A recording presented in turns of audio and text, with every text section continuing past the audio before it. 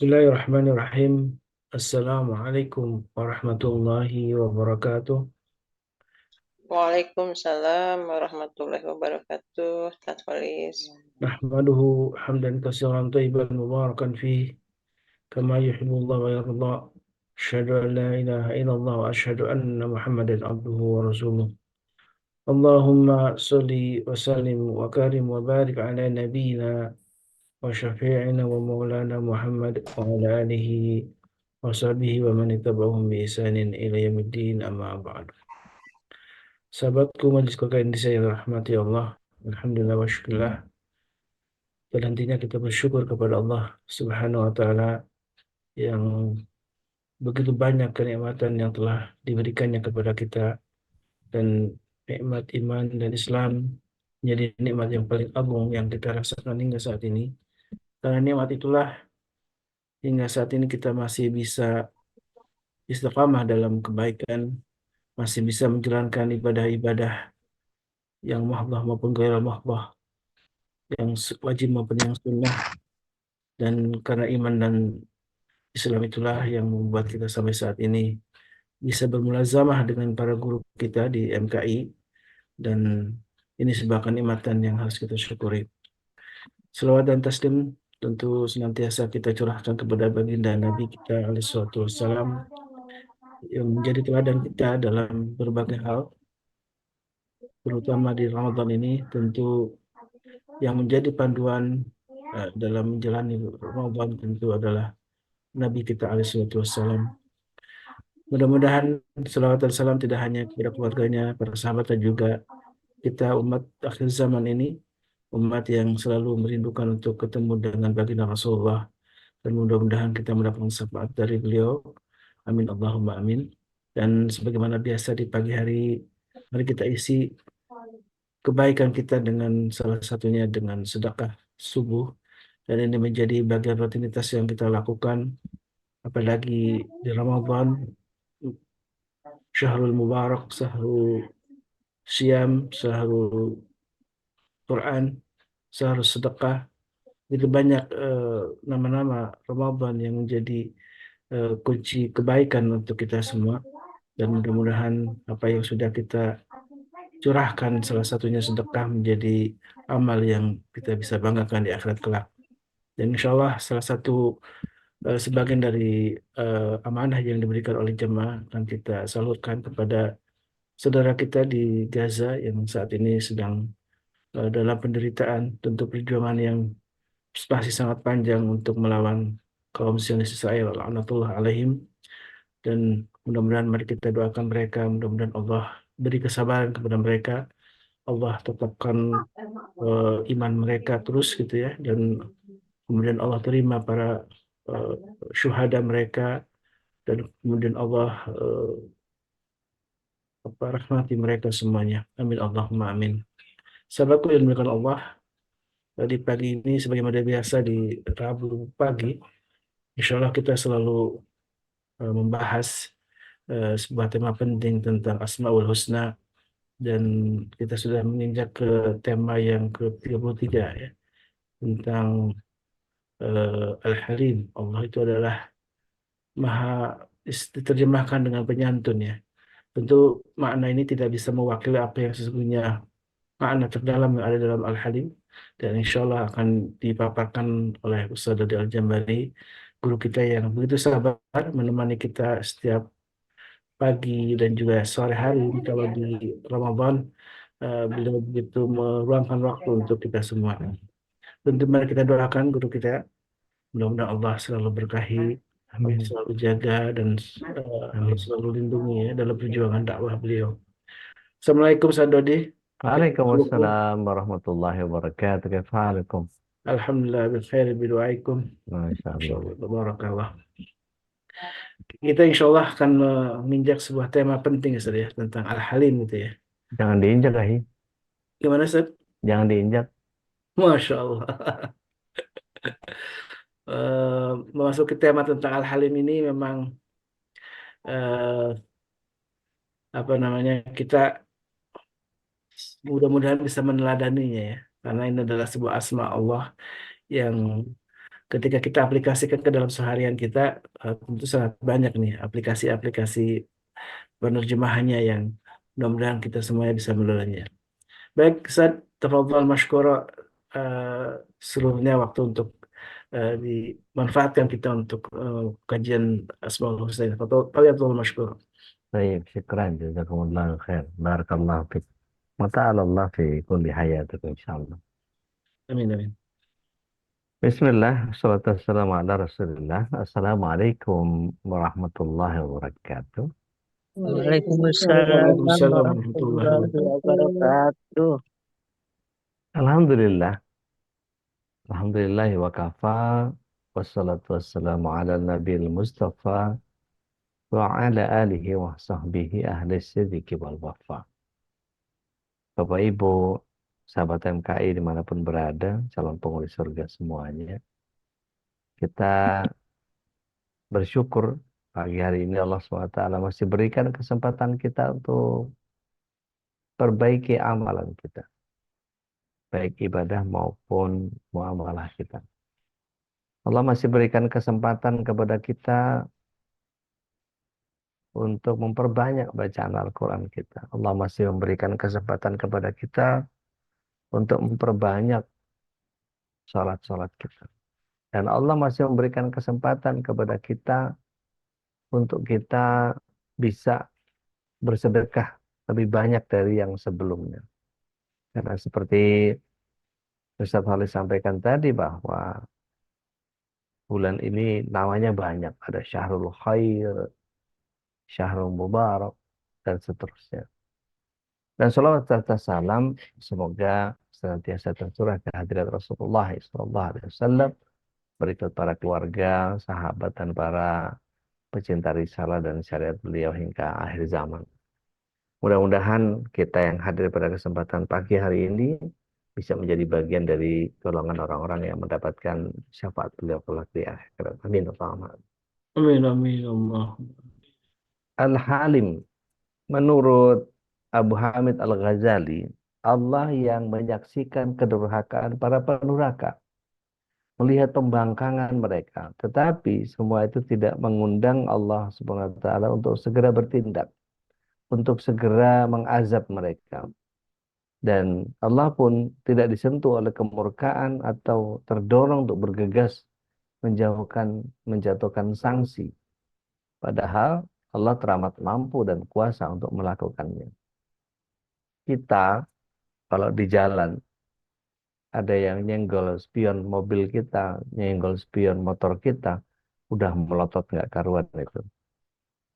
Padahal pakai helm. Melotot tapi pakai helm kan percuma ya. Mestinya dibuka dulu kaca helmnya gitu ya. Buka dulu kacamatanya terus kasih lihat matanya yang melotot itu gitu kan ya. Ini enggak, masih dalam keadaan ketutup sama helm. Melotot-melotot itu kan enggak jelas, enggak kelihatan juga. Artinya begitu mudah kita terpancing. Kita punya otak reptil. Di otak kita itu ada otak reptil yang begitu mudahnya bereaksi ketika apa namanya? Ketika eh, ada sesuatu yang kita menjadi terusik karenanya. Ada di antara kita yang kemudian ketika sholat banyak anak ribut, ya. Kita sholat tarawih banyak ribut anak-anak di masjid, gitu, lari-larian sana sini, ganggu kekhusyuan kita. Itu seberapa mampu kita eh, menjaga rasa. Karena anak-anak yang kurang kasih sayang bapaknya biasanya itu suka teriak-teriak di masjid, gitu ya. Jadi dalam psikoanalisis, anak-anak yang jarang mendapatkan perhatian dari ayahnya itu kadang-kadang suka ngelepasnya di masjid karena merasa ada mass psychology. Mass psychology itu kalau misalnya kita lihat nanti waktu Idul Fitri. Waktu Idul Fitri kenapa orang jalannya kalau menuju ke masjid itu jalannya tengah jalan, mentang-mentang gitu. Jalan mentang-mentang ya, pakai sajadah gitu. Wah, jalannya gagah melenggang ke masjid. Itu jalan di tengah-tengah jalanan. Padahal itu jalan buat mobil kan. Kalau bukan Idul Fitri, kita nggak berani itu jalan di tengah jalan tantang berenteng gitu. Pasti kita minggir gitu. Atau kalau kita perhatikan, pernah nggak lihat rombongan eh, orang mau nguburin mayit itu dengan sirine di belakang gitu ya. Nino, nino, nino, nino. Wah, yang pakai motor yang buka jalan itu yang pakai bendera-bendera kuning itu, wah itu galak banget itu. Ya, kalau kita nggak minggir, kita nggak ngasih jalan itu bisa kaca kita digedor itu. Dan itu benar-benar luar biasa. Padahal kalau nggak ngantar jenazah, nggak punya dia keberanian itu. Nah itu yang disebut dengan mass psychology.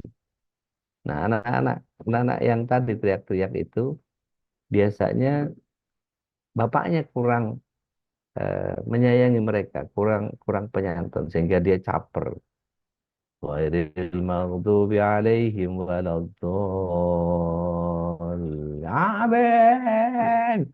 Itu teriak-teriak kayak begitu. Ada yang pernah nonton film Laskar Pelangi? Bagaimana aminnya Ariel kecil gitu ya. Itu teriak-teriak sampai si imamnya sampai melotot ke samping gitu. Jadi kata halim ini disandang oleh Allah SWT maupun manusia. Maka ketika dinisbatkan kepada Allah, ini kata menjadi nama dan sifatnya yang berarti maha penyantun. Sementara kita pahami seperti itu ya, karena halim ini bisa menjadi maha lembut gitu ya, tapi digantikan dengan latif dan seterusnya. Nah, kata eh, halim, al-halim ini terambil dari akar kata yang terdiri dari huruf ha, lam, dan mim. Yang punya tiga makna, yaitu yang pertama tidak tergesa-gesa, yang kedua lubang karena kerusakan, dan tiga mimpi. Nah, makna yang pertama ini tidak bergegas, bisa disandangkan kepada Allah dan juga pada manusia. Kalau makhluk ketidak tergesa-gesaan itu disebabkan karena dia sudah memiliki eh, rencana yang matang dari apa yang dia tindakan. Jadi kalau dulu masih zaman eh, beli tiket masih belum bisa online, ya, belum musim online, banyak orang yang kemudian eh, pergi langsung ke bandara untuk go show, ya, beli langsung tiket di bandara. Dan biasanya ada calo-calo yang pegang mentahan tiket atau dia beli dulu untuk dia jual lebih mahal, gitu. Sekarang udah nggak bisa. Nah, dalam satu hadis Muslim Rasulullah SAW pernah menyatakan kepada Abu Hurairah bahwa jangan tergesa-gesa. Tergesa-gesa itu datang dari setan. Nah, kalau kita kemudian melihat bahwa untuk makhluk ketidaktergesaan ini eh, terungkap makna lain yaitu akal pikiran atau em, lawannya kejahilan. Jadi bisa saja sikap ketidaktergesaan ini lahir dari ketidaktahuan atau keraguan-raguan manusia. Maka pada saat itu dia tidak dapat dinamai al-halim. Dia bisa menunda sanksi karena ketidakmampuan. Dan dalam konteks ini sebetulnya dia telah menggugurkan sifat al-halimnya tadi. Nah, Bapak Ibu yang dirahmati Allah SWT, penyandang sifat al-halim ini mesti punya sikap adil dalam menetapkan dan menempatkan setiap masalah yang dihadapinya di tempat yang tepat gitu ya. Ketika mengetahui sampai batas mana setiap masalah ditangguhkan, siapapun tidak akan mampu melakukan dengan sempurna, hanya Allah saja yang mampu. Maka asma Allah Al-Halim ini disebutkan 11 kali dalam Al-Quran dan tidak satu pun yang berdiri sendiri. Al-Halim selalu dirangkai dengan kata yang lain. Al-Ghafur misalnya, ya. Ghafurun Halim, wal Ghaniyun Halim, ya. Disandingkan dengan eh, halimun syakur, atau halimun alim. Ya, selalu disandarkan. Tidak pernah berdusta. Dan Allah Ta'ala sebagai Al-Halim yang dirangkai dengan Al-Ghafur ini menunjukkan adanya penangguhan dalam memberikan sanksi sehingga si pelanggar masih memberikan kesempatan untuk bertobat. Inilah indahnya kita sebagai umatnya Rasulullah SAW. Tidak seperti nabi-nabi terdahulu. Nabi Lut itu langsung ditempekin gunung. Nabi Nuh itu langsung ditumpahin air, digenangkan air, ya, bahkan 23 bumi itu. Dan kemudian nabi-nabi yang lain, eh, umatnya atau jamaahnya itu sampai-sampai Allah SWT mengabulkan doa-doa para nabi. Ada yang jadi monyet, ada yang jadi babi. Ya. Dan ketika Al-Halim ini dirangkai dengan Al-Alim, ini menunjukkan kemahatauan Allah mengenai para pendosa berikut seluruh dosanya. Dan Al-Halim ini dirangkaikan dengan Al-Ghani, ya. Ini menunjukkan bahwa Allah tidak memerlukan sedikit pun balasan atau belas kasih dari para pendosa. Bahkan sebaliknya, para pendosa yang memerlukan belas kasih dari Allah Tabaraka wa Ta'ala. Adapun Al-Halim yang dirangkaikan dengan Asyakur, ini menunjukkan adanya syukurullah kepada makhluk. Rasa syukur Allah ini tercermin dari ditangguhkannya pembalasan dari dosa-dosa yang dilakukan. Maka mari kita lihat dalam surah yang ke-35 ayat yang ke-45 surah Al-Fatir. Ada yang berkenan baca terjemahnya? Monggo.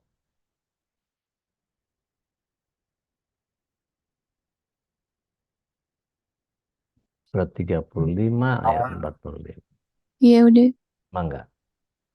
Bismillahirrahmanirrahim. Dan sekiranya Allah menghukum manusia disebabkan apa yang telah mereka perbuat, niscaya Dia tidak akan menyisakan satupun makhluk bergerak yang bernyawa di bumi ini. Tetapi Dia menangguhkan hukumannya sampai waktu yang sudah ditentukan. Nanti apabila ajal mereka tiba, maka Allah Maha melihat keadaan hamba-hambanya. Maha benar Allah dengan segala firman-Nya. Keren, jazakumullah. Barakallah. Jadi ketika di surat 35 ayat 45 ini menandakan bahwa Allah begitu Al-Halim. Ya. Ketika kita lihat ada teladan yang kita bisa ambil dari ayat itu. Yang pertama, jangan tergesa-gesa dalam melakukan sesuatu. Karena sifat penyantun ini mencerminkan kematangan hati atau kesabaran dalam arti menahan diri. Jadi orang yang meneladani Al-Halim akan senantiasa berpikir, masak-masak sebelum bertindak. Sehingga apapun yang dilakukan ya bisa optimal dan tidak merugikan orang lain. Bahkan Rasulullah SAW dalam sebuah sabdanya, apabila engkau hendak melakukan satu perkara, kata Rasulullah SAW, maka pikirkanlah akibatnya. Sehingga ketika kita melakukan sesuatu, ya, kalau akibatnya baik, maka kerjakanlah. Tapi ketika akibatnya buruk, maka tinggalkan. Ini hadisnya Ibnu Mubarak. Yang kemudian membuat kita ingat kepada satu hadis, di mana Rasulullah SAW melihat ada seorang bayi yang direnggut dengan kasar. Ya, direnggut dengan kasar. Maka Rasulullah SAW, kamu nggak tahu perasaan bayi itu kayak apa. Kalau diperlakukan kayak begitu itu kan ngerusak sambungan dendrit di otaknya yang kemudian membuat dia trauma terhadap segala sesuatu. Ya.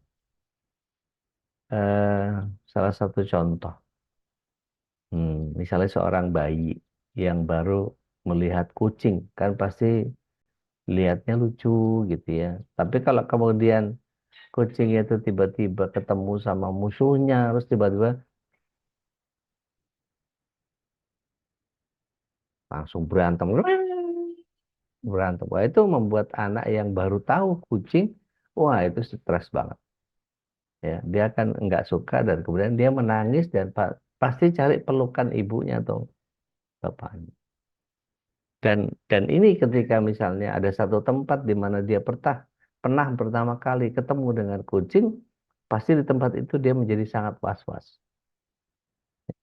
Ada satu video yang eh, saya nggak akan tampilkan, tapi ini lucu ketika melihat ada eh, seorang bayi bersama bapak ibunya buka puasa di sebuah taman. Taman itu sudah pernah dipakai buat main sama si anak ini, dan kemudian ternyata ada kucing yang kemudian nubruk gitu, nubruk dia. Oh, itu stres banget gitu. Padahal sebetulnya kan kalau kucing senangannya memang apa, meper-meper badan gitu ya, sehingga apa namanya, kadang-kadang ketika kita memahami bahwa memang ya memang kelakuannya seperti itu gitu.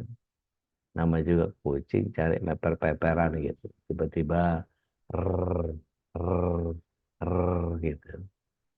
Nah itu kalau anak gak nyaman atau nggak tahu dia, wah itu bisa menjadi sangat sangat apa, menakutkan dan mengerikan karena dia nggak tahu seperti apa.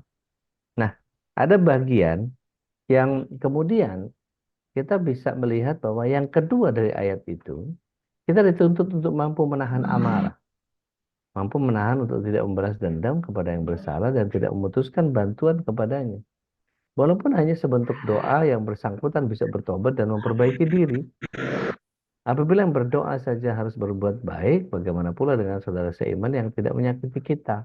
Jadi kita harus benar-benar berbuat baik dan menyantuni mereka. Ini yang kemudian setiap kita punya PR untuk kemudian tidak harus gampang apa namanya, melakukan yang namanya eh, ketergesaan.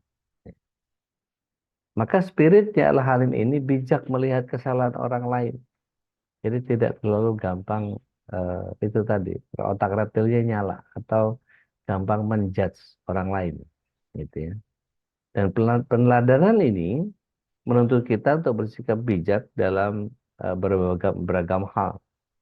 Dan salah satu bijak dalam menyikapi ketidaksempurnaan atau kesalahan orang lain, terlebih orang tersebut berada dalam kekuasaan atau kendali kita, misalnya anak, murid, karyawan, ya, supir, pembantu misalnya, atau yang ada di bawah kita, ya, cucu, ya, mantu, dan seterusnya. Maka sangat manusiawi ketika kita kesal dan marah kepada mereka, tapi menampakkan kekesalan dan kemarahan itu, apalagi sampai memuntahkannya tanpa ada klarifikasi sebelumnya, maka tidak tepat. Contoh, ketika kita naik kendaraan, kita tidur. Apakah supir tidak punya rasa lelah? Apakah supir kemudian tidak boleh ngantuk juga?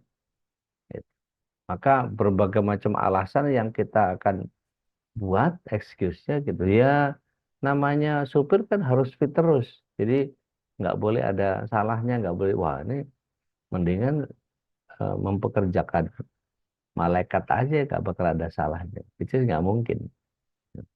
Jadi kita sebagai orang yang meng-hire orang-orang di sekitar kita itu mestinya memahami betul bahwa tidak boleh terlalu perfeksionis dan juga harus realistis. Boleh idealis. Ya. Nah, maka ketika ambil contoh kasus di keluarga misalnya, pernah satu ketika A dan Teteh dibuat cemas misalnya. Sebabnya salah seorang anak laki-laki yang sudah beranjak remaja itu tidak pulang tepat waktu seperti biasanya. Padahal waktu itu hari sudah malam. Tidak ada seorang pun orang rumah yang tahu kemana dia pergi, termasuk eh, para santri. Biasanya anak itu selalu minta izin dan memberitahukan terlebih dahulu kalau sedang bepergian. Alhamdulillah, beberapa saat dia setelah itu datang. Ternyata dia bersama teman-temannya ke pasar Impres untuk beli makanan. Ingin rasanya memuntahkan kemarahan itu, tapi segera sadar bahwa marah tidak akan menyelesaikan masalah. Malah kalau buat masalah makin makin rumit. Akhirnya A mengajak beliau berdialog, ternyata dengan dialog yang dikemas dengan santun, tidak menghakimi, maka permasalahan bisa diselesaikan dengan baik. Anaknya mau terbuka, mau ngakuin kesalahan, bahkan dengan kesadaran diri, dia mau mempertanggungjawabkan kesalahannya. Karena ketika kita berlemah lembut, itu setiap orang juga senang kok dengan fitrah yang baiknya dilemah lembuti. Kita lihat dalam surat yang ketiga, ayat yang ke-159. Itu Allah SWT bahkan meminta kita untuk melakukan kelemah lembutan.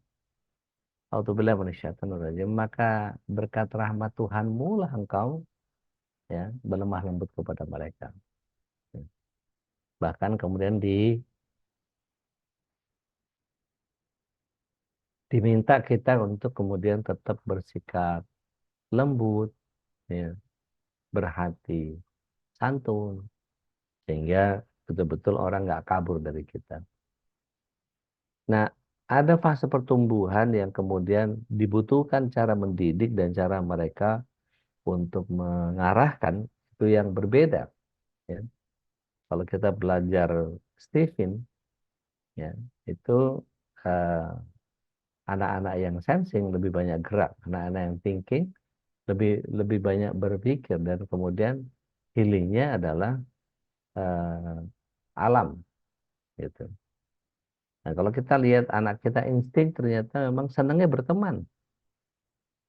Jadi senang bawa bawa anak apa temennya sekolah ke rumah, bawa temen mainnya ke rumah, dan itu bagian dari kenyamanan mereka. Ternyata punya orang tua seperti kita membuat mereka menjadi nyaman. Ada anak-anak yang kemudian tidak nyaman dia di rumah, jadi kepengen pergi, gitu ya. Nggak seru kalau di rumah. Kenapa? Ditanya-tanya terus, diinterogasi terus, diatur-atur terus. Sementara anak-anak kita kan nggak suka. Ya. Kecuali kalau fase bayi yang tidak bisa dikatakan dengan pola pendidikan untuk anak 3 tahun misalnya. Dan begitu juga pola pendidikan untuk anak usia 3 tahun tidak digunakan untuk anak usia 5 atau 6 tahun. Ini yang kemudian diadaptasi lagi ketika anak-anak sudah ABG. Jadi sebetulnya ada peran-peran tertentu yang kemudian harus dimainkan orang tua dalam mendidik anaknya. Bagian anak yang sudah remaja misalnya, maka orang tua harus bisa memposisikan diri sebagai teman, jalin komunikasi, dan mereka dianggap sebagai teman, sebagai eh, apa namanya, sahabat. Dan anak seusia itu butuh teman untuk berkomunikasi dan tempat curhat. Tapi kalau kita sudah berusaha untuk keras ke dia, kayak sulit untuk anak kita bisa menerima keadaan kita. Bagaimana memulainya? Maka pertama, terapkan prinsip aku bukan ancaman bagimu. Jadi ada nggak orang tua yang kemudian begitu datang kendaraannya semua tegang. Eh, Bapak datang, Bapak datang. Wah, itu langsung berusaha jadi anak paling baik di dunia. Jadi diem, jadi apa namanya, jadi patuh, jadi taat, apa segala macam, takut kena marah dan seterusnya. Wah, betapa tersiksanya hati. Ya. Tapi kalau kemudian baru dengar suara kendaraannya aja, anak kita sudah melesat ke pintu, gitu ya. Kalau yang masih umur-umur 2 tahun gitu, wah, begitu dengar mobil kita, kendaraan kita, motor kita masuk, Pak Atang, Pak Atang, Pak datang sudah. Itu wah, luar biasa. Seorang ibu yang datang dari pasar, Assalamualaikum, wah, aku pasti dibawain kue kesukaanku, aku pasti dibawain mainan dan seterusnya. Itu menyenangkan kalau orang tua seperti itu. Ya. Maka ketika melakukan kesalahan anak-anak yang begitu, ya, dia aman mau komunikasi sama kita. Dia lebih terbuka. Ketika melakukan kesalahan atau biasanya curcol, dia akan ngaku, ya, tanpa harus dipaksa. Dan itu prestasi. Kalau sampai anak bisa ngobrol sama kita, anak-anak sampai kemudian Saya ingat sekali di Malang ketika itu nginep di salah satu rumah orang kaya lah. Itu Masya Allah, begitu pagi diajak sarapan sama keluarga itu. Karena flight saya agak siang gitu. Sarapan pagi lah kita di situ. Ngobrol saya sama suami ini. Eh, istrinya sibuk. Tiba-tiba anaknya belingsatan gitu. Seperti eh, mencari sesuatu yang hilang. Bapaknya itu nanya ke dia, nyari apa deh? Apa jawaban si anak? Nggak dilihat bapaknya, cuman bilang begini, ya, dengan gaya yang sangat arogan. Shut up. Astagfirullahaladzim. Tahu kan ya, shut up itu apa? Diam. Tapi ini dengan gaya yang kasar. Shut, diam. Berarti apa? Kesehariannya memang begitu. Ada tamu padahal. Jadi si ayah mukanya langsung awkward gitu, langsung aneh gitu. Aduh, anak ini bertingkah depan gua lagi. Oh, kalau nggak ada tamu, gua ajar lu. Ah, itu yang kemudian jadi terjemahan berikutnya gitu. Dan itu betul-betul, bisa begitu anak ya. Kenapa? Karena didikan bapaknya. Kemudian yang kedua, setelah menerapkan prinsip aku bukan ancaman bagimu, yang kedua, buat satu komunikasi yang suportif, menyemangati. Jika dia punya, masih ingat ya waktu kita sanlat kemarin, sanlat, pesantren Ramadan kemarin di Sofian Hotel, eh, kalau dia punya prestasi apa yang sudah kita berikan kepada mereka, kejutan apa yang dipersiapkan untuk mereka, gitu. Sehingga ketika eh, tidak melemahkan, ya, kamu sih begini-begini, kan kamu mestinya, itu langsung negatif dan anak merasa nggak seru amat ya orang. Gitu. Akhirnya dia akan menjauhi kita dari berbagai macam persoalan. Dan ini menyedihkan sekali.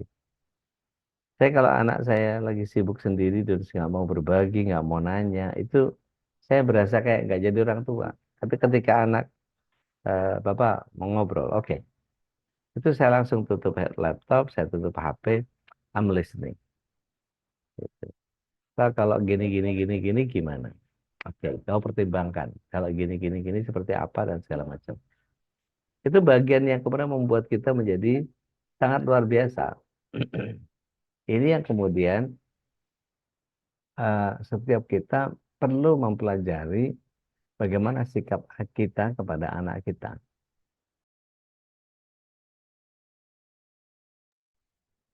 Nah, ini yang kemudian setiap persoalan perlu dilihat secara, mungkin nggak tahu ya, saya dididik oleh orang tua yang kemudian sangat menyayangi kami dan semenjak ditinggal sama ayah di tahun 74 itu, saya tidak pernah merasakan kehilangan ayah. Karena ibu selalu bicara, bapakmu tuh nak, bapakmu tuh nak, bapakmu tuh nak, bapakmu tuh nak. Terus begitu cerita tentang ini, tentang itu, apa segala macam dan seterusnya. Jadi saya tidak merasa kehilangan sosok ayah. Gitu. Kalau kemarin kita membahas tentang Ibunda Hajar gitu ya.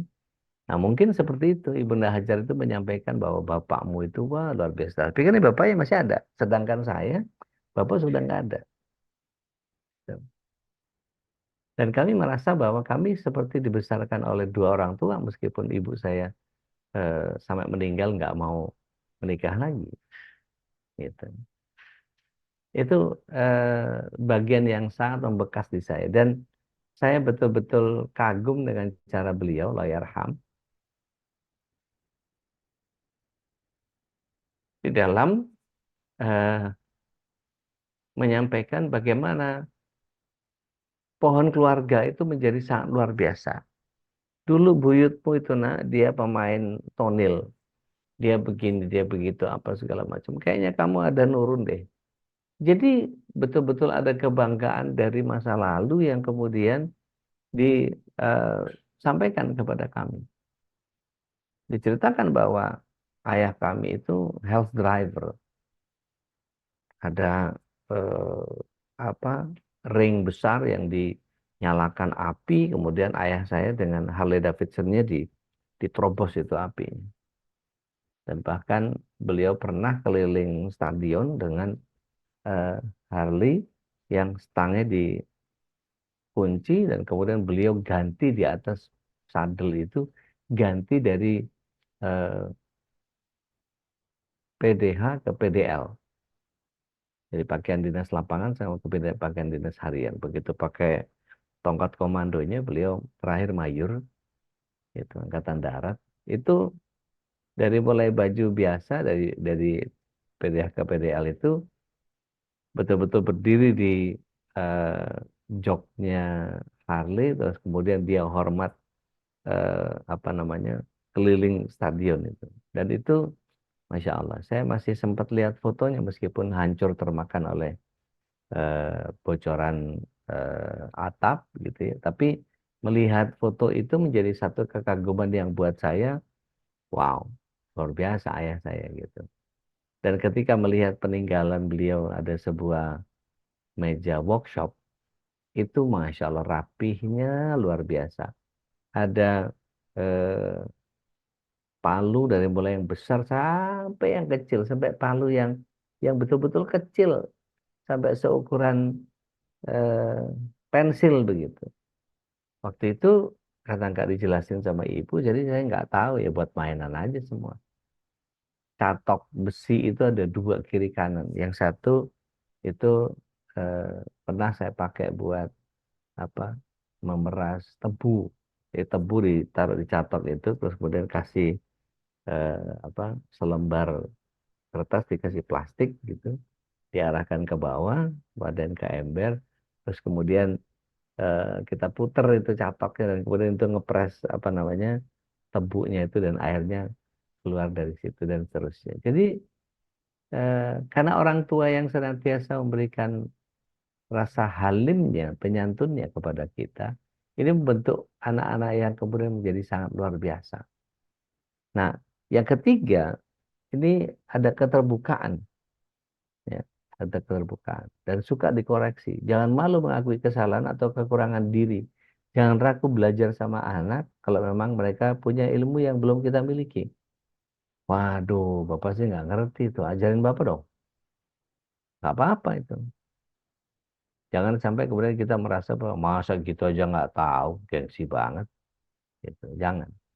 Ya. Maka suasana yang sportif tadi, misalnya, eh, maaf Pak, dapat nilai rapornya 4 di mata pelajaran anu. Wah, 4. Hebat kamu. Bapak aja 3,5 dulu.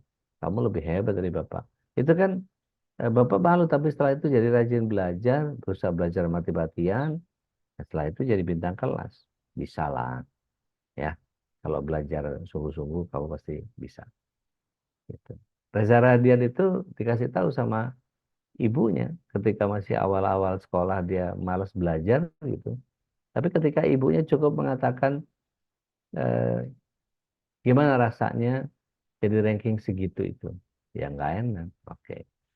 Terus kamu tahu mesti ngapain? Iya mesti belajar sih. Nah kalau kamu udah tahu, udah kerjakan saja. Itu menjadi sangat luar biasa gitu orang tua yang suportif seperti itu. Yang keempat, hindari komunikasi satu arah. Pokoknya ada. Jadi tidak sedikit orang tua yang memaksakan anaknya untuk selalu menerima pendapat atau jalan pikiran sendiri. Kamu tuh anak kecil tahu apa? Kamu kamu belum lahir aja ibu udah ngerjain macam-macam. Ya, jangan. Ya. Kondisi yang lebih tepat itu bukan dengarkan saya, gitu. Tapi seperti yang kita kemarin bahas di pesantren Ramadan, ya, biasakan mendengar anak itu seperti apa. Kita buka lagi surat 37 ayat 102.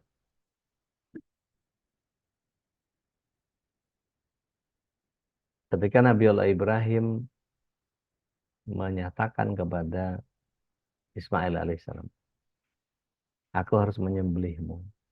Maka menurut pendapatmu bagaimana? Kalau anak nggak sholat, itu bisa nggak kita menanyakan kepada dia? Bukannya ngambil sesuatu kemudian sholat nggak gitu. Bukan itu, tapi lebih kepada, nah ini kalau sholat itu membuat kita masuk surga, kalau nggak sholat itu membuat kita masuk neraka, kira-kira pilih yang mana?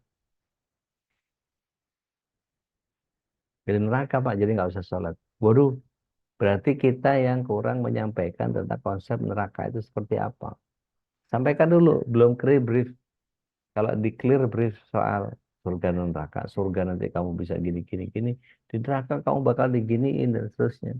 Kalau itu clear briefnya, maka ada bayangan tentang surga dan neraka di 0 sampai 7 tahun itu membekas di kepalanya. Sehingga bisa disampaikan bahwa nanti kalau kamu sholat itu kamu akan dapat ini. Kamu pernah tahu nggak Rasulullah SAW menyatakan bahwa siapa saja yang mengetahui pahala sholat itu seperti apa kemuliaannya, pasti dia akan mengerjakan sholat sepanjang hari dan sepanjang malam. Bayangkan, apa kira-kira keistimewaannya orang sholat itu? Sampai-sampai kemudian yang paling parah, orang yang nggak sholat itu setara kafir. Kan parah banget kalau sudah sampai begitu. Maka sikap otoriter dan kasar ini berpotensi menghancurkan harga diri anak. Dia nggak punya apa namanya pijakan yang kokoh. Ya. Nah, kalau dibiarkan berlarut-larut ini akan jadi punya pandangan negatif terhadap dirinya sendiri dan bahkan kepada kedua orang tuanya atau bahkan sama keluarganya. Ah kan gitu dulu, gitu mulu. Ah malesin. Ya jangan gitulah. Ah, nanti lihat diingat-ingat berapa banyak komentar dia yang negatif atau yang positif. Nah kalau sudah banyak negatifnya hati-hati. Begitu juga ketika terjadi perbedaan pendapat. Ya. Pendekatan demokratis dan terbuka itu jauh lebih bijaksana. Cari alasannya. Kamu mau begitu alasannya apa? Kamu cari itu alasannya. Misalnya, ada anak saya yang kemudian dia cita-cita jadi pegawai bank. Saya langsung deg. Waduh, apa yang dia lihat tadi pegawai bank? Saya bilang, iya kok di bank itu kan kerjanya kayaknya enak gitu. Megang duit mulu, terus apa ruangannya ber-AC gitu, tertib, teratur, penampilannya, bajunya bagus-bagus dan seterusnya. Bagaimana cara saya menyampaikannya? Saya sampaikan bahwa dari sisi keduniaan memang bagus, nah. Tapi coba kita lihat surat yang ke-13 ayat 11. Gitu. Surat 11 ayat 15 ayat 16 maksud saya. Surat 11 ayat 15 ayat 16 itu menyatakan bahwa kalau orang cuma kepengen dunianya doang, tapi nggak mikirin akhirat, maka dia akan mendapatkan seperti apa yang dia mau, tapi cuma urusan dunia tok. Di akhiratnya dia nggak dapat apa-apa. Di ayat 16-nya itulah orang-orang yang kemudian tidak mendapatkan apa-apa kecuali neraka. Waliyadzubillah gitu. Nah, kasih pengertian. Sebetulnya baju rapih atau enggak itu tergantung kita. Kita mau pakai baju rapih atau enggak. Enggak harus kerja dimanapun. Kita keluar pakai baju rapi, kita akan dilihat sebagai kayak orang bank. Gaya berpakaiannya. Gitu. Kita, ya tapi nggak pantas kan pakai gamis yang bagus. Tapi masak di dapur ya. Sayang bajunya. Ini yang keempat, tadi jangan membuat komunikasi eh, yang sifatnya satu arah. Dan ketika kita lihat bagaimana Rasulullah SAW kepada keluarga dan para sahabatnya, ini adalah komunikasi yang penuh dengan kesantunan yang lahir dari peneladanan terhadap asma Allah tadi. Nah ini yang kemudian setiap kita perlu dari memahami Al-Halim ini. Ada satu kisah Ali Aizanul Abidin, seorang ulama besar keturunan Rasulullah SAW, sedang duduk bersama murid-muridnya. Ketika itu seorang laki datang menghampiri dan memakinya dengan kata-kata kasar. Saat itu Imam Zainal Abidin tidak memberikan jawaban sepatah kata pun. Baru setelah orang itu pergi, dia berkata kepada murid-muridnya, kalian telah mendengar apa yang dikatakan orang itu kepadaku. Sekarang aku berharap agar kalian mau ikut bersamaku menemui orang itu untuk mendengarkan jawabanku kepadanya. Maka mereka menjawab, kami akan ikut bersama Anda. Kami ingin agar Anda atau kami mengatakan satu jawaban yang sepadan dengan kelancangan orang itu.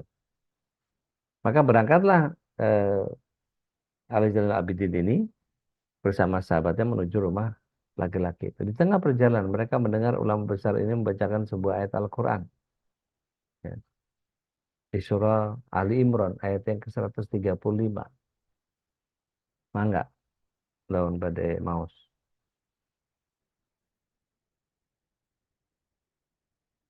Surah yang ketiga ayat 135. Tafadhal atau tafadhal mashkura. Ada yang mau baca?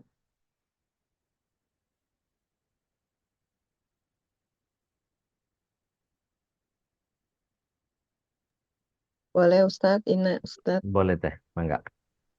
Bismillahirrahmanirrahim.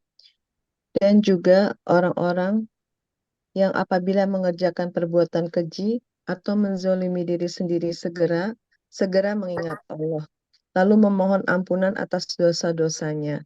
Dan siapa lagi yang dapat mengampuni dosa-dosa selain Allah? Dan mereka tidak meneruskan perbuatan dosa itu, sedang mereka mengetahui. Iya. Jadi nuhun teh. Barakallahu fiik. Syukran. Orang yang menyadari betul bahwa dia melakukan kesalahan, ya, dia ingat Allah, cepat-cepat istighfar.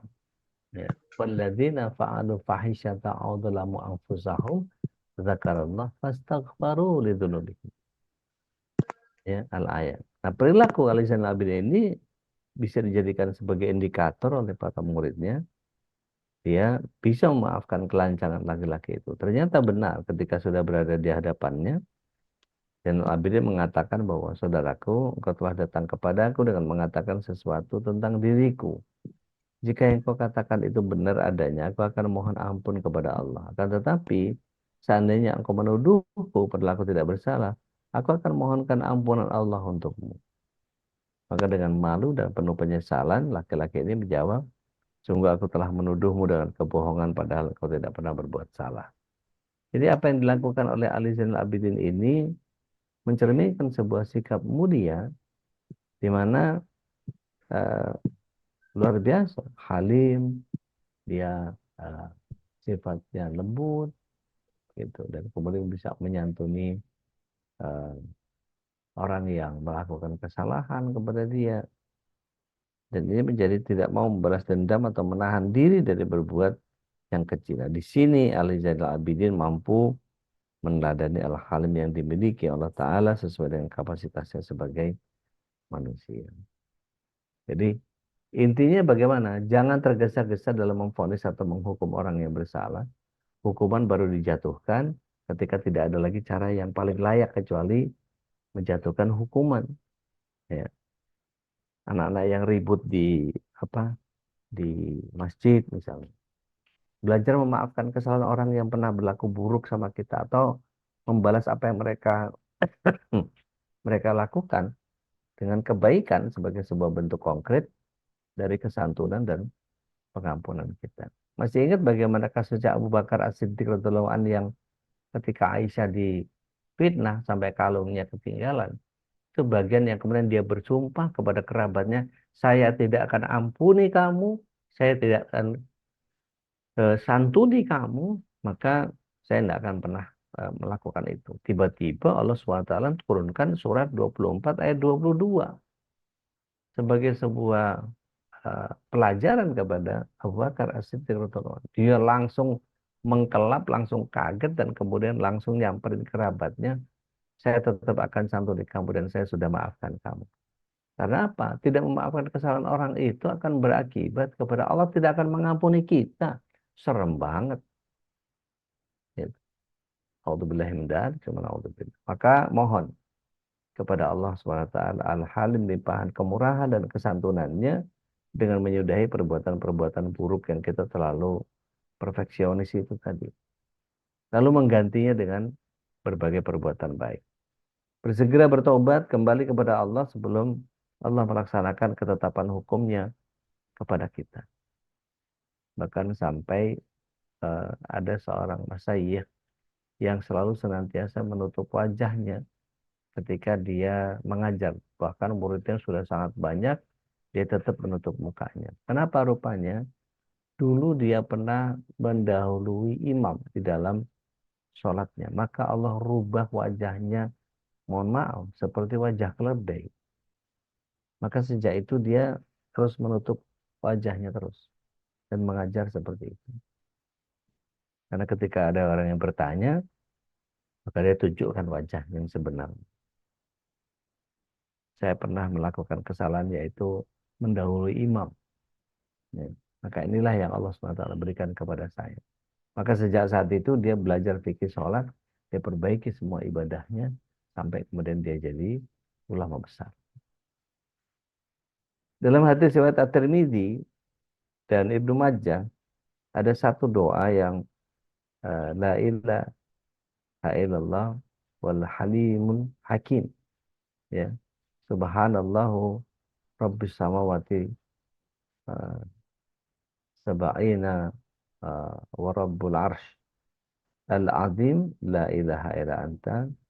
Ya, dikatakan di sini azza azza jaruka wa jalla sana'u.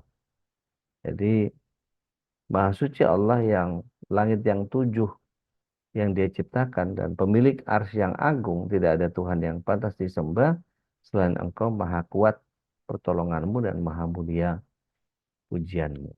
Jadi mudah-mudahan kita bisa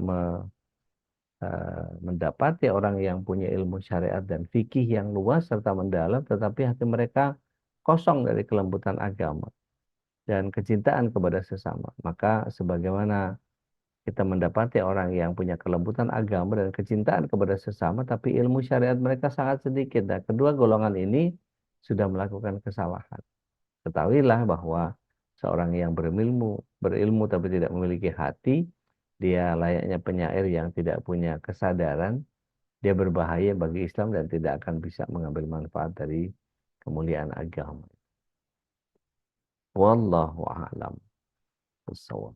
Saya kembalikan dulu ke Ustaz Khalis, mudah-mudahan kita bisa mempelajari tentang Al-Halim ini secara utuh sehingga mampu meneladani apa yang jadi sifat-sifat Allah dalam kehidupan kita.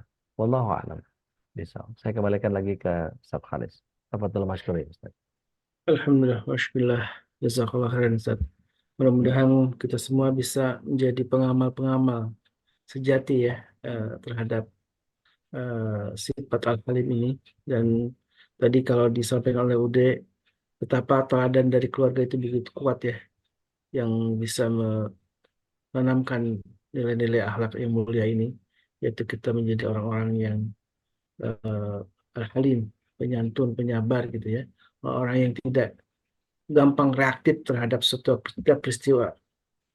Dan sesungguhnya banyak sekali yang kita alami dan sesungguhnya kita seringkali ya eh, gampang bereaksi terhadap sesuatu yang sesungguhnya dengan mudah kalau kita tadi mengenali sifat Al-Halim, kita bisa memperbaikinya dengan lebih baik lagi gitu ya. Di Insyaallah. kisah Ali bin Zainal Abidin ya menjadi sebuah juga pelajaran bagi kita ketika dia dicaci, dicerca, justru dia tidak langsung bereaksi marah gitu ya, tapi kemudian memberikan nasihat dengan nasihat yang agung. Baik jamaah yang dimuliakan Allah, masih ada beberapa waktu ya kita untuk berbagi rahmat ya, Rahmat. misalnya atau kemudian sharing juga. Barangkali ini ayah bunda di sini juga punya pengalaman bagaimana cara menanamkan sifat-sifat al-qalam ini terhadap anak-anak kita gitu ya. Tafadhol. Silakan.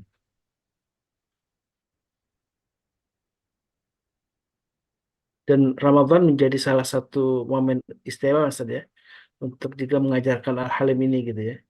Ketika Ya, kita berbuka misalkan ya, bagaimana kita mengajari anak-anak kita untuk mendahulukan dengan berdoa, karena juga saya lihat di berbagai tempat kan orang sangat berburu gitu ya untuk mendapatkan takjil gitu ya.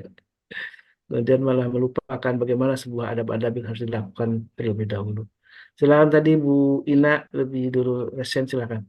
Mangga teh. Punten Ustadz, tadi yang pertama Tafadholi Bu Ina. halim itu dari Kecil suaranya teh. kecil ya Ustadz. Iya, Tidak terdengar malah. Sekarang jelas kan Ustadz? lumayan boleh. Silakan. Halim itu kan dari 3 huruf ya, ha, lam, dan mim tadi Ustadz Ya, di awal. Itu ada 3 poin. Yang pertama, tidak tergesa-gesa. Itu punya rencana yang matang seorang yang halim itu. Nah, butir kedua dan ketiganya tadi apa ya Ustadz? Punten. Lubang apa dan iya ketiganya lubang mimpi. bekas luka. Maksudnya bagaimana lubang bekas luka? Dan Lubang bekas mimpi luka itu itu, Ustadz. iya. Jadi istilah halim itu eh, disebut juga mimpi, mimpi yang datang dari Allah Subhanahu wa taala. Ada ru'yah, ada halim. Gitu. Oh iya. Jadi eh, yang kedua itu lubang yang bekas luka. Jadi kalau itu disebut halim juga. Jadi kalau kita belajar bahasa Arab, misalnya ini ada bekas cacar gitu ya. Ada halim, bekas luka. Lubang bekas luka. Dan yang satunya yang tadi yang dibilang eh, sebagai bagian dari apa yang kita eh, pahami sebagai apa namanya eh, Allahumma shalli ala Muhammad. Mimpi. Mimpi. Gitu. Jadi mimpi itu ada 3. Ada mimpi yang datang dari angan-angan manusia. Ada mimpi yang datang dari Allah. Ada mimpi yang datang dari apa namanya dari setan. Begitu teh. Jadi itu berarti hanya terjemahan dari halim ya Ustadz. Ya. Jadi kalau dicari di kamus, halim itu tergantung konteksnya, konteks apa.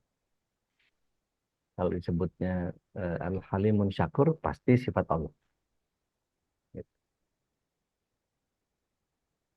Syukur Wallahu Ustadz. a'lam. Afwan. Dan Nadia, mangga. Bismillahirrahmanirrahim. Assalamualaikum warahmatullahi wabarakatuh. Waalaikumsalam warahmatullahi wabarakatuh. Udah ada seseorang kasih nasihat sama saya. Katanya Ya. kalau sama pegawai, sama pekerja, jangan terlalu santun katanya. Nanti orangnya ngelunjak. Dan katanya itu dialami beliau gitu. Makanya ngasih nasihat, udah jangan terlalu santun. Nanti malah diinjak-injak sama pegawainya gitu. Nah menurut Uda gimana tuh? Contoh kita, teladan kita siapa dalam kehidupan? Rasulullah. Nah, Rasulullah SAW kita lihat bagaimana kepada Ibnu Mas'ud, bagaimana kepada Ibnu Abbas. Pernah nggak beliau nggak santun? Ibnu Nggak Mas'ud pernah. itu 25 tahun bareng sama Rasulullah SAW, nggak pernah Rasulullah SAW ngeluh, nggak pernah Rasulullah SAW menanyakan kenapa kamu buat ini, kenapa kamu buat itu, nggak pernah komplain. Kenapa? Karena clear brief. Diperlakukan sebagaimana manusia. Kita perlakukan sebagaimana kita ingin dia juga memperlakukan kita seperti itu. Tapi bahwa kemudian requirement pemilihan karyawan juga menjadi penting teh. Misalnya menerima karyawan yang hanya yang berjilbab, tidak merokok, bisa baca Quran, sholat rajin. Nah itu kan requirement HRD gitu. Jadi kalau itu saja tidak terpenuhi, maka udah pasti yang sholat aja masih banyak yang culas gitu. Bahkan kalau kita tanya gitu, departemen apa yang paling parah korupsinya di kita? Ada yang tahu nggak?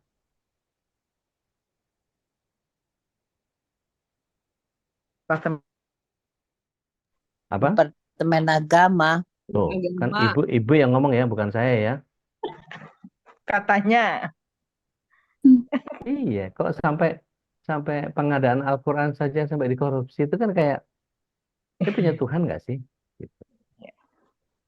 Itu bagiannya, loh, kok gitu? Kan mestinya enggak. Sampai-sampai kemudian ada bercandaannya kami para travel itu, sampai-sampai gini, nanti kita ini sebetulnya lempar jumrohnya nggak usah di Mina, karena yang lebih banyak setan di Depak.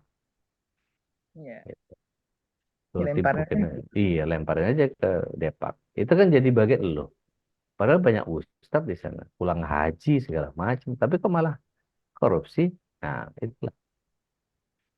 Jadi eh, kalau kita kemudian eh, tidak santun kepada karyawan kita, maka ya mereka juga nggak akan santun kepada kita. Saya punya saik, ya punya sopir. Beliau ketika nabrak, ya der gitu. Ya, saya kebangun, terus tiba-tiba kenapa bang? Anu Ustaz, tadi ketiduran. Oh, ya udah. Kira-kira kalau orang ketiduran tuh mau nyalain siapa? Apa yang harus dipersalahkan? Kemana perginya takdir? Kemana perginya iman? Ketika Allah SWT berkehendak sesuatu terjadi, bisa dihindari nggak? Nggak bisa. Tidak. Gitu. Terjadi seperti apa yang Allah SWT inginkan. Dia sudah terjadi saja. Mungkin dari situ kita hikmahnya adalah mungkin kurang sedekah. Dan apa yang terjadi ketika itu? Yang ketabrak mobilnya guru di Al-Azhar Kemang. Akhirnya saya bilang sama supirnya, Mas, kan mau ke Kemang juga, bareng aja.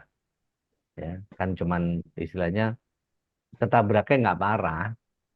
Saya akan tetap bayar gitu ongkos bengkelnya. Silakan mampir dulu ke kantor saya. Saya kasih kartu nama si majikannya itu, si ibu gurunya itu, saya kasih kartu nama, saya kasih jam-jam, berikut brosur traveling. Saya jadi nambah customer gitu. Tapi kalau saya kemudian marah-marah, siapa yang pantas dimarahin siapa? Kira-kira supir saya atau nggak ada yang pantas dimarahin? Karena memang Allah sudah lakukan seperti itu. Jadi eh, sepertinya kalau ada orang yang mengatakan begitu, ntar ngelonjak. Ya mungkin ke dia kali. Coba cek sedekahnya gimana. Coba cek lagi bagaimana cara dia memperlakukan. Jadi nggak ada yang serta-merta, nggak ada yang semuanya kausa primanya itu sebab akibatnya itu pasti ada. Kenapa orang menjadi culah sama kita, menjadi ngelunjak sama kita? Karena kita kemudian bercandanya mungkin nggak punya adab. Gitu.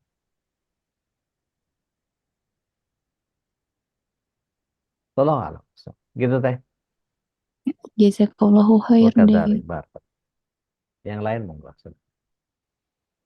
Baik, sudah Akselo, Sanselo, tafadhol. Assalamualaikum warahmatullahi wabarakatuh. Mau Wah, merespon soal korupsi Departemen Agama tadi, mumpung dengar, ya, terutama ya korupsi Boleh. Al-Quran. Itu pelakunya bukan ustadz, bukan orang yang punya agama.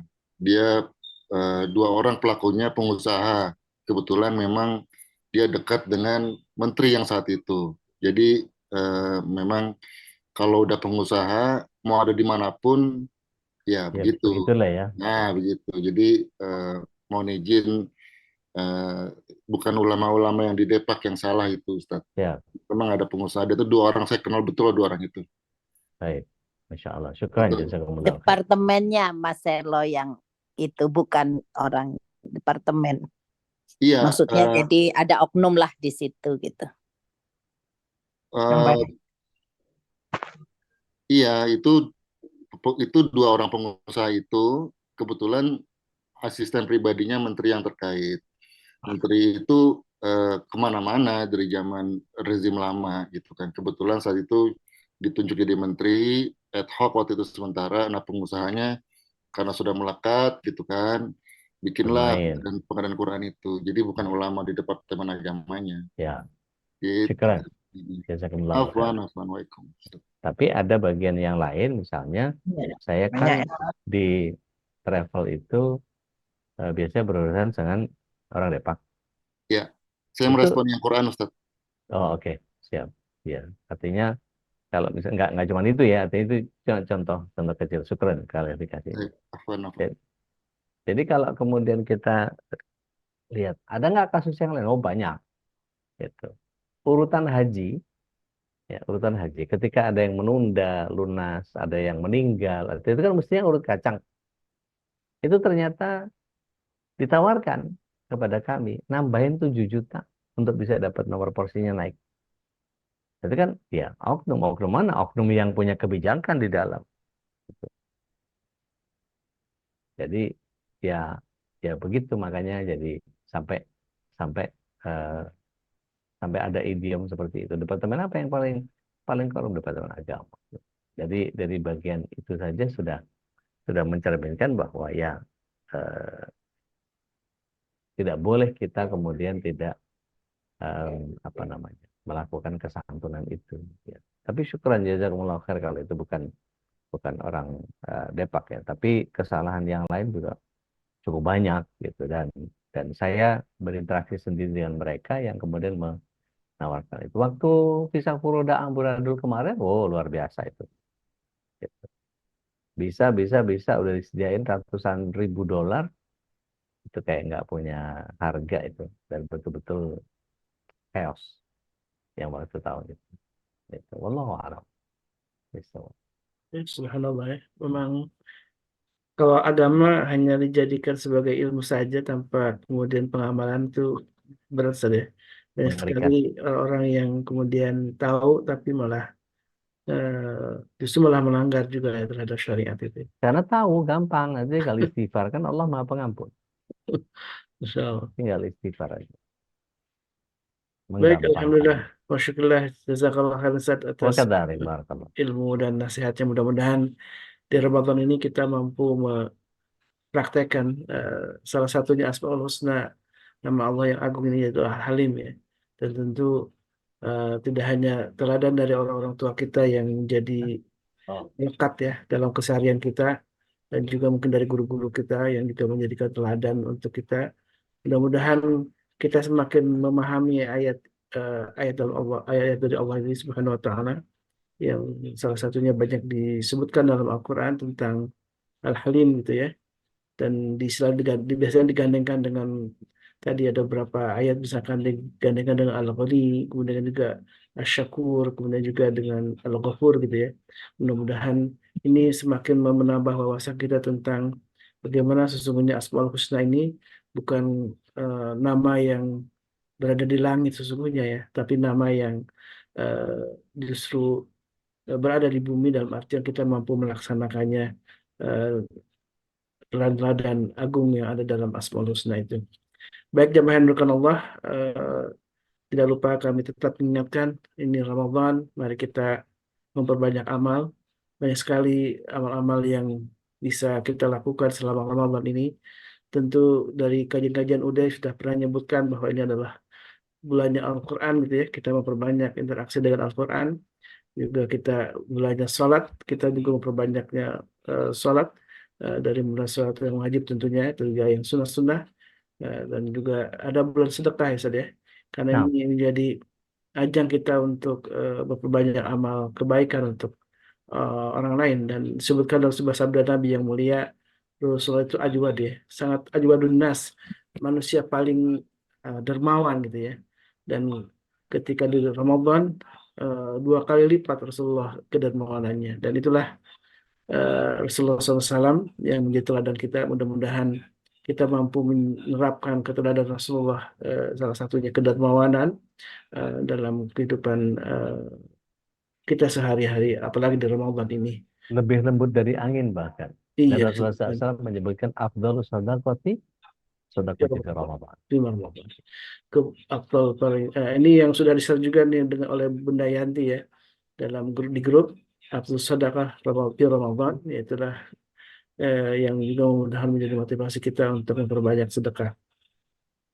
Baik jamaah yang dimuliakan Allah, mari kita tutup majlis ini dengan doa kafaratul majlis. Subhanakallahumma wa bihamdika asyhadu an la ilaha illa anta astaghfiruka wa atubu ilaik. Wa minkum hadana wa iyyakum wa billahi taufiq wal hidayah. Wassalamualaikum warahmatullahi wabarakatuh.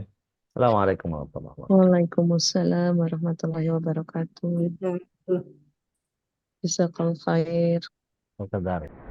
اللهم ارحمنا بالقرآن واجعله لنا إماما ونورا وهدى ورحمة. اللهم ذكرنا منه ما نسينا وعلمنا منه ما جهلنا وارزقنا تلاوته آناء الليل وأطراف النهار واجعله لنا حجة يا رب العالمين.